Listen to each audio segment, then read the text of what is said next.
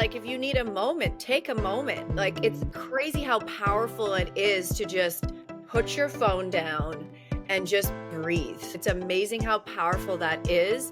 It's free. You can do it yourself, but we think we need stuff to make us feel better. We need material things, or we got to call somebody to help them make me feel better, or we need validation. And we are living in a world that's very fast. So if you can slow down for a couple minutes, it's powerful.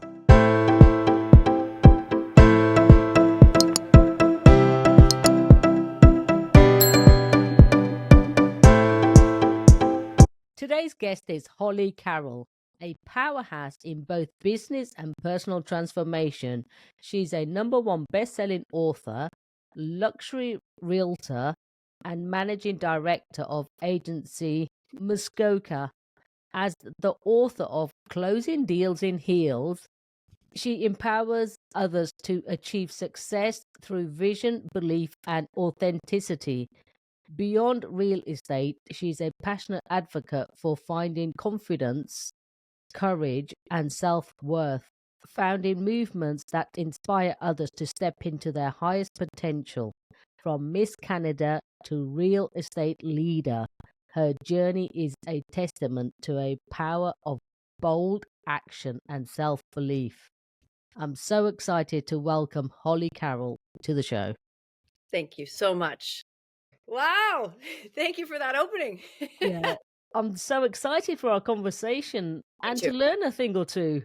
Same with you. I've been watching you. I've been listening to some of your podcasts. They're excellent. You speak from your heart. I love what you're doing. I love the service that you're doing. I love all the people that you're helping. So I'm just as excited as you are, I think, if Thank not you. more. Yeah. So, with that said, what is one of the most courageous things that you have done? I think one of the most courageous things that I've done is owning my truth Mm. and writing this book about my truth. It took me a long time to become the person that actually was aligned with the person that I was supposed to be to put the words out. And I think choosing another courageous thing I've ever done is learning how to heal when the world says hustle. Uh, Absolutely. I can't wait to dive into some of those questions a bit later on. Of course. But first of all, tell me about your time being Miss Canada. Now, that's something, isn't it? How did that come about? Yeah. So it was actually during a low point of my life Mhm. before I tried out for the pageant. I just broke up with an ex of mine, and I was living in LA, and I came home and I was broken. And somebody said, you should go into this pageant. And I thought, you know what, why not? My background is actually in modeling, and I was an international model for 17 years. And so it's a lot different. Pageants are a lot different than runway modeling. So of course, those things started to speak in my mind. Well, you're a model, you're not a pageant. And a lot of people that do pageantry, they've been practicing it their whole entire life, Yes. right? So I thought, who am I to join this? And I thought, you know what, just the action of doing it and just putting myself out there and getting off this couch, that in itself is going to heal me, right? That in itself. So I went through all the motions, and yeah, I won. And it was the best feeling for me and the best year, because I got to represent my country. I got to, Mm. go to these parades and wave at kids. And it was just exactly what I needed. And it's funny because, you try to talk yourself out of these things because you don't have this, this, and this. And Yes. it's like, just go for it. What's the worst thing that could happen? Absolutely. And it's a scary place to be in. Absolutely. And yet, like you said, you're used to the runway. Right. Like, So like there's no reason why, mm, but we try to find something. Like people are probably like, well, of course she did that, in some respect. And it's like, well, I mhm. still have my self-doubt sometimes too. We're still human. I still have to work on that. The ego still wants to, quote unquote, protect itself. Absolutely. Absolutely. And I love the way, you create business and everything. I've got so many interesting questions Thank you. because like you said, people will assume certain things about right? models. Absolutely, you're Miss Canada. Oh, you can do what you like. But it's not always like that. I know. Yeah. It's what comes behind that as well. Absolutely. I struggled with that for years. I struggled with keeping the modeling side, Holly the model and Holly the realtor, completely separate. Mhm. And that's sort of why I said that the most courageous thing that I ever did was owning my truth, my whole truth. Mm. 'Cause they're completely 2 different things. I mean, and Right? that does go into nicely into my next question. How did your journey of luxury realtor begin? I it's funny because I always had people tell me you should be in real estate. And I said, no, no, no, no. And eventually I thought, you know what? Maybe I should be in real estate. So I opened up the door to the potential of it. And then I was just like, wow, why am I not in real estate? And it's funny because the two worlds actually do collide. Oh, wow. So, in a way, modeling is promoting yourself Mhm, mhm, and representing a product. mm. So, in a way, that's real estate too, I right? would yeah, I would have never have thought of that actually. I've been thinking about it for a while. Yeah. It's really interesting though, isn't it? Yeah, yeah. Yeah. And the thing that I was missing, I think, with modeling was that it was primarily all about looks, Mm, right? And I just felt like I had so much more to give inside. And real estate, it's about relationships. It's about, really fostering that connection with somebody and fostering their emotions. It's a mm. very emotional transaction, and you almost have to be that strength for them to go through this period, Absolutely, yes. I mean, buying any piece of real estate is absolutely emotional. Yeah. right? What are you giving up? Is it gonna work out? So many emotions go into it. I can really understand that. Right? Absolutely. Yeah, tell me about, behind the scenes of real estate, because I mean, Yeah. you hear all these stories, or at least I've heard all these stories. You have to be cutthroat. It's like this, it's like that. But like we've just talked about, actually, there's a softer side to it, which I'm sure you must understand. It's true. And I think that softer side is coming out a lot more in Mm, people. I think it directly depends on who you're sort of surrounding yourself with. But yes, it is somewhat of a dog eat dog world, but you don't have to accept that, ah, right? The way that you respond to it is everything. And I've always said that I want to change the way the transactions happen. I want like, because we used to think like the sellers and the buyers, they can't talk. We can't be anywhere near each other because, like, so it's like this negative start from the beginning. mm. And it doesn't have to be that way. Like, everybody wants the same thing. So why don't we lighten the load a little bit and lighten the mood? And I think that once you do that, it does make the transaction go a lot smoother. Yeah, I can imagine, especially building a brand and a business with authenticity. This day and age, it's coming from the heart a lot more. Yeah. It definitely is. I mean, Right. And that we have this opportunity to show people online on social media like who we really are, so when they mm, meet us they know who we are. And the main way to do that is to really show up who you are, not what you think a real estate agent should look like, what you think a model should look like, what you think somebody selling a brand should look like weave in your personal touch. Yeah. absolutely.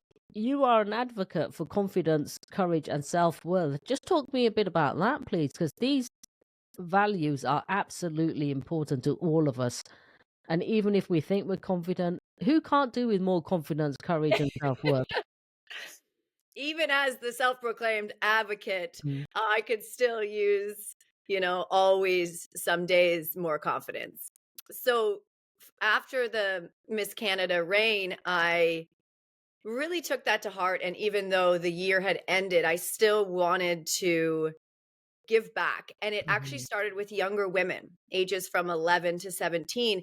And the reason why was I wanted a role model that wasn't my mom Yes. when I was that age. And someone that I could look up to that wasn't doing bad things. Mm, And so I was just talking to myself. So there's like little things you can do to build self-confidence, and a lot of it has to do with self-worth, a lot of it has to do with self-love, self-care, just baby steps sometimes. Even if you don't feel confident, get up, have a shower, put on some lipstick, put on some heels.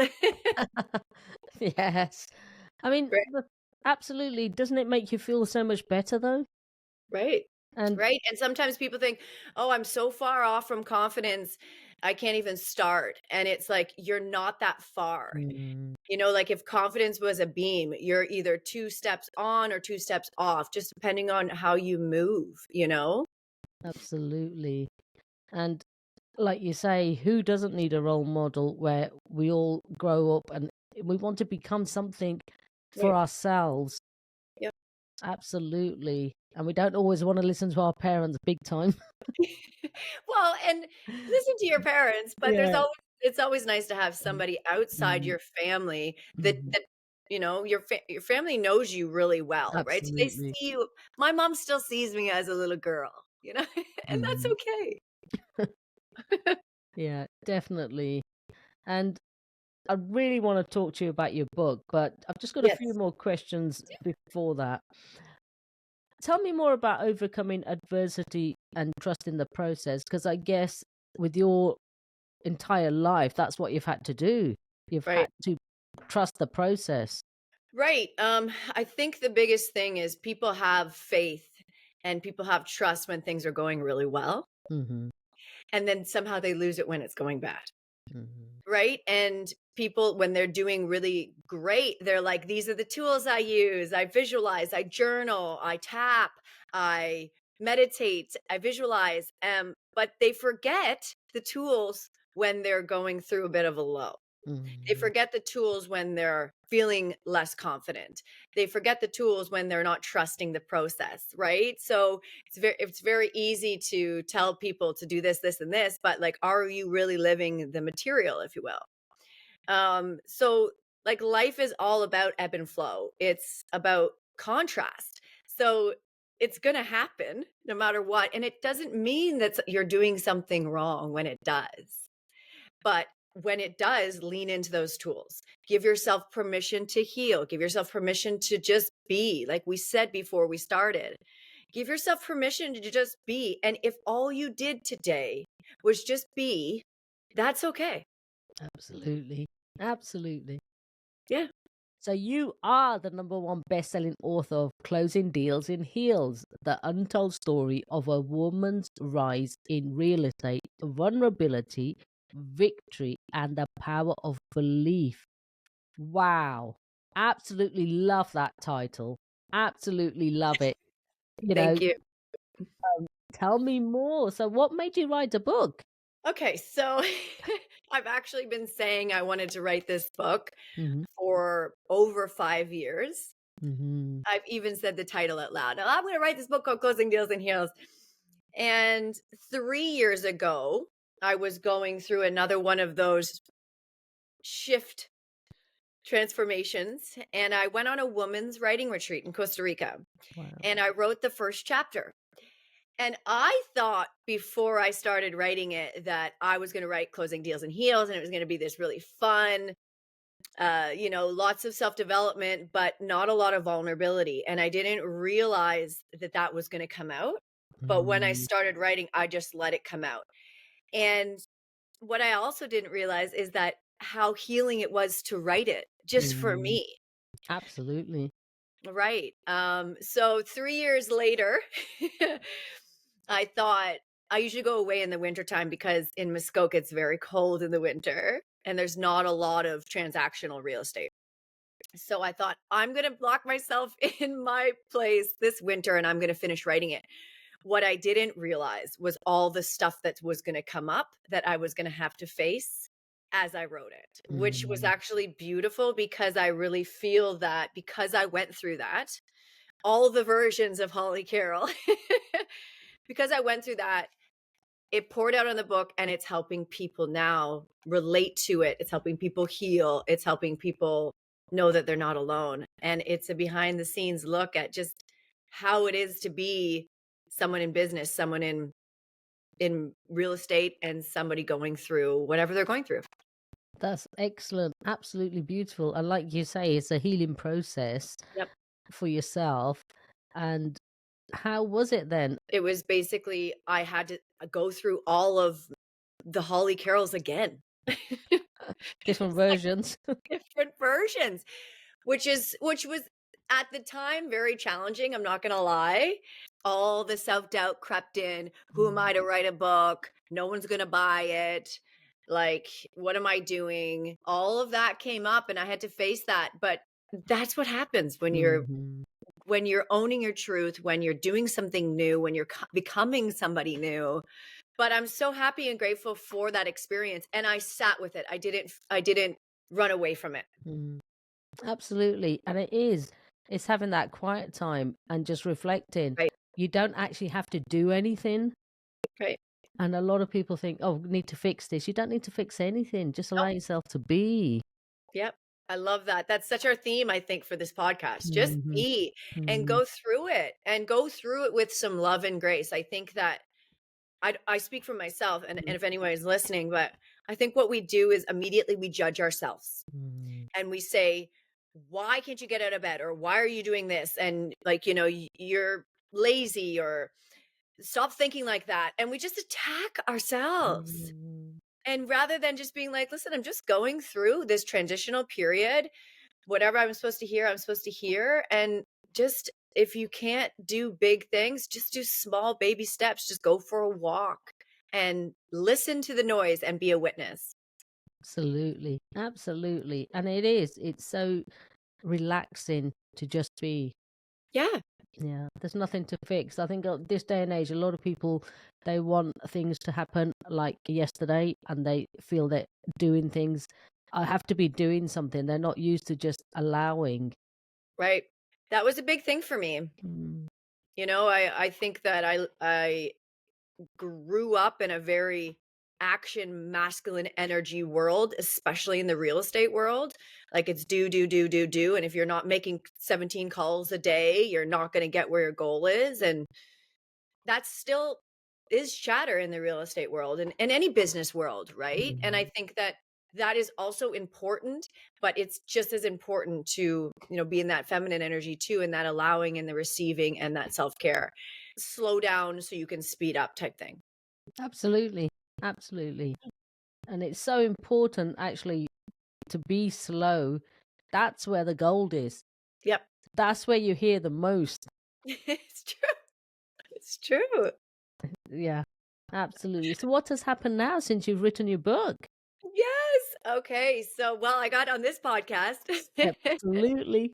4 days after I wrote it, actually, it became bestseller. So that was huge. A lot has happened. I think a lot has happened that I haven't seen yet as well, Hmm. but I feel it. Does that make sense? Absolutely. Right. So I'm speaking on a lot more stages, which I've always wanted to do. The biggest thing is people are buying it. But they're not just buying it, they're actually learning stuff from it. They're actually healing from it. And I think that's Mhm. my biggest victory. Isn't that I sold a bunch of books and became bestseller. It's that it's actually helping people. And that's what I want. Absolutely. And everyone that's listening, the links will be in the show notes. Please do get yourself a copy, and I'm sure you will learn something from it. You will take away some actionable points, and you can reflect on your own life. That's what it's there for. Yep. I made it a very easy read too, because that's kind of how I like to read. Mhm. So there's a topic, there's a chapter, and then there's a personal story relating to that chapter. And then there's an exercise so you can embody what you read. Love that. Yeah. Absolutely love that. Yeah, Yeah. really nice. Yeah. Yeah. So, what is, this is a big question now, what is one of the most important lessons you have learnt so far in your life? Because you've done a lot. Whew. I think the biggest lesson that I've learned is to listen to your own inner voice rather Mm. than the outside chatter. Love that. Absolutely love that. Yes. I just want to make sure that everybody knows, although it says closing deals with heels, it's not just a real estate book. You can find a lot of goodies in here and it makes you feel good reading it. I poured my heart out so that everybody can feel that they're not alone. That's excellent. Yeah. So, what resources do you recommend, tools, daily steps to anyone that wants to start taking bold action and having self belief, Holly? Right.